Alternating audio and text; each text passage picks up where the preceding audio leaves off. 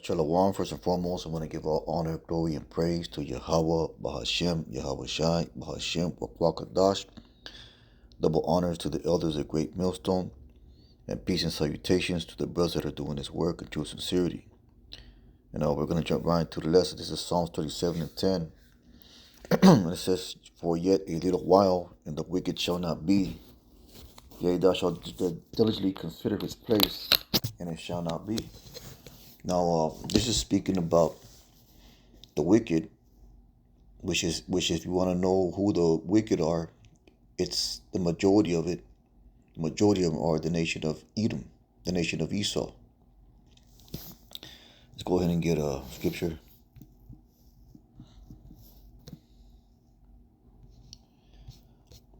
to prove that who the wicked are. These are all basic scriptures that brothers learn, when they're coming to the truth. But it's those basic scriptures that are the foundation of our belief and the foundation of our truth. Let's go ahead and get this up real quick. Border of wickedness.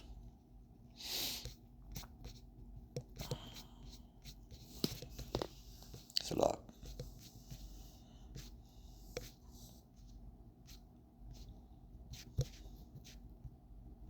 It's Malachi 1 and 4, and it says, whereas Edom says, we are impoverished, but we return and build the desolate places. Thus says the Most High of hosts, they shall build, but I will throw down. They shall call them the border of wickedness, and the people against the Lord has indignation forever. So the people known as Edom, or the nation of Esau, the nation of Edom, these are a people that were once in a low estate or an impoverished estate. Let's go ahead and get that word impoverished. It says brought to demolish, or they were beaten down, shattered people. Because at one time, Jake, the so-called Black Latino Native American, had to rule over them, and then they have returned and built the desolate places up. They have built themselves back up, especially here in America. And according to Malachi 1 and 4, the Lord is going to throw down everything that they built up. They shall call them the border of wickedness. Let's get that word border. It says a brown territory, region, territory of darkness. These are the people that spread darkness upon the land. So, going back to Psalms 37:10, for yet a little while in the wicked, and we already proclaimed and spoken of who that wicked is. For yet a little while, and the wicked shall not be. Yea, thou shalt diligently consider his place, and it shall not be. Because what the future holds for Esau is basically annihilation after his 1,000 years of slavery in the kingdom. Starting, not only them, but also the heathen as well, but they're going to be destroyed as a people. There will be no more. And that's in the book of Job. Let's go ahead and get that. This is Job 20, and we'll start at verse 5.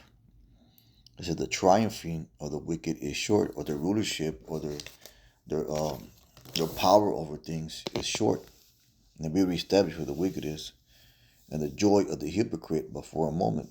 And who's the ultimate hypocrite? Esau, Edom. Example of that is in his very foundation, his very origins. In Genesis the 25th chapter, where he sold his birthright to Jacob, but then he claimed that Jacob stole his birthright. So that's lies and the hypocrisy all in one turn right there, man. Says, though his excellency mount up to the heavens, and right now that's what's being done. His excellency. Let's go ahead and get the definition for that word. It's a lot more over here. His excellency, his loftiness, mount up to the heavens, and his cloud reaching to heavens. Cloud, in his head reaching to the clouds. That's speaking of him being in a high estate. So yet he shall perish forever like his own dung.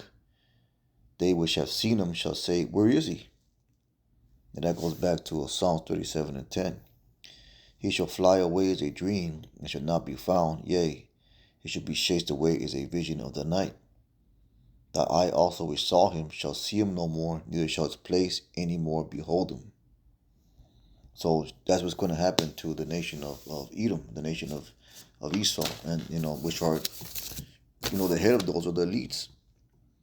What they call the elites, what they call the Illuminati. And they know this information to be true. But the Lord has put a spirit in them to try to prolong their days and try to triumph in this earth against and over the Most High, which is not going to be done.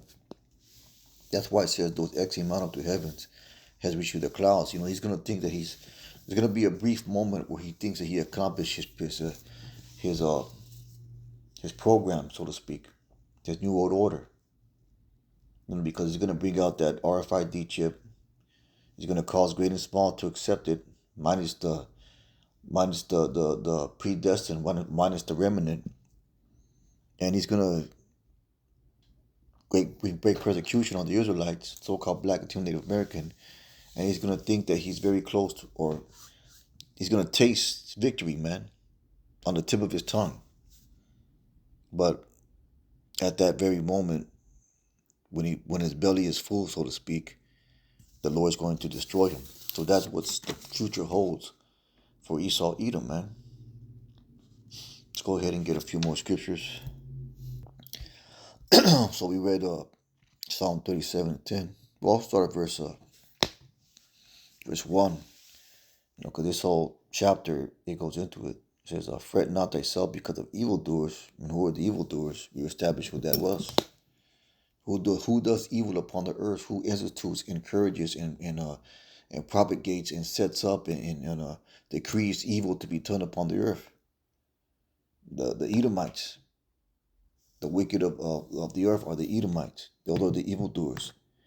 So fret not thyself because of evildoers, neither be thou envious against the workers of iniquity. For they shall soon be cut down like the grass, and wither as the green herb. Trust in the Lord, do good, and thou shalt dwell in the land, very thou shalt be fed. How do you do good? You obey the Lord, man. Let's go jump down here, verse 9. We got this already, we'll read again. For evildoers shall be cut off, but those that wait upon the Lord, they shall inherit the earth. And those that wait upon the Lord are going to be the remnant, or the elect in the 1/3.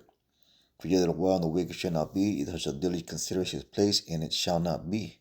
Let's jump down to verse 35. It says, Psalms 37:35. It says, I've seen the wicked in great power and spreading himself like a green bay tree. His influence, his dominion, it's going to be great, man, especially in these days to come. It says, yet he passed away, and lo, he was not. Yea, I sought him, but he could not be found. So that's ultimately going to happen. That's going to be the demise of who you call, or what the Bible calls, or what we call Great Millstone, the Edomites, man. This is Psalms 52:1, Psalm of David. It says, to the chief musician Maskil, a Psalm of David, when Doeg the Edomite came into Saul, and said unto him, David is come to the house of Amalek. It says, why boastest thou thyself in mischief, O mighty man? Who's a mighty man? Once again, that's the man that has rulership, the man that has the power and strength upon the earth. Esau Edom. The goodness of Yahweh endures continually. Thy tongue devises mischief like a sharp razor working deceitfully. And that's what you see, the decrees and his programs and the things he's doing upon the earth at this very moment. He's devising mischief. Let's get that word mischief. Or mischiefs. It says chasm, engulfing, destruction, calamity. So that's what he's devising, man. He's devising Revelation 12:12, the great wrath, the great destruction upon Jacob, man. It says, thou lovest evil more than good, and lying rather than to speak righteousness. Thou lovest all devouring words, O thou deceitful tongue. Because he uses witchcraft and in his music, movies, and media to cast a spell upon the people. It says, Psalm 52:5, Yahweh shall likewise destroy thee forever. He shall take thee away and pluck thee out of thy dwelling place and root thee out of the land of the living. Selah, man. So there it is. That's many scriptures that prove that the nation of Edom will no longer exist. Let's get Psalms 109. And we'll start at verse 14. It says, I'll start at verse, this psalm, it goes hard against Esau right here. I'll start at verse 7. So when he shall be judged, let him be condemned. Let his prayer become sin. Let his days be few, and let another take his office. Let his children be fatherless, and his wife a widow. Let his children be continued vagabonds and beg. Let them seek their bread also out of desolate places. Because they're going to be put back into a low condition while we're in the kingdom, man. Let extortion that catch all he has, and let the stranger spoil his labor. Let there be none to extend mercy unto him. Neither let there be any to favor his fatherless children. And you could read about that in Luke the 16th chapter, the parable of Lazarus and the rich man. The rich man being symbolic of Esau, Edom. It says, let his posterity be cut off, and the generation following, let the name be blotted out. And that speaks of ultimate extermination. Let the iniquity of his fathers be remembered with the Lord, and let not the sin of his mother be blotted out. Let them be before the Lord continue, that he may cut off the memory of them from the earth.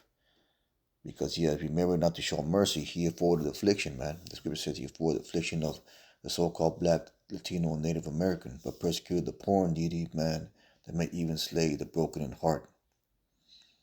So that's what's coming to this devil, man. That's what's coming to who we call the Edomites, man. And these are scriptures that prove that. But with that being said, just a real quick lesson. Most High will and hope is edifying. Was that I'm going to give all honor, glory, and praise to Yahweh Bashem Yahushai. Kahala Yahweh Bashem Yahushai. Brothers, keep on pushing. Shalom.